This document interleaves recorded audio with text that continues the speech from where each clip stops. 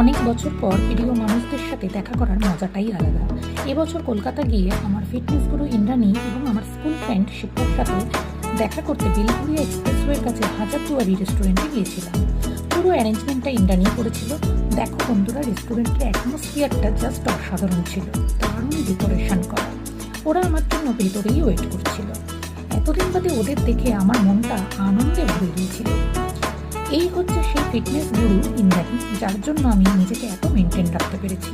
বেশিরভাগ জায়গায় ড্রিঙ্কস দিয়ে ওয়েলকাম করলেও এখানে কিন্তু বাঙালির ফেভারিট ফুচকা দিয়ে ওয়েলকাম করা হলো, যা আমার কাছে দারুণ লেগেছিল।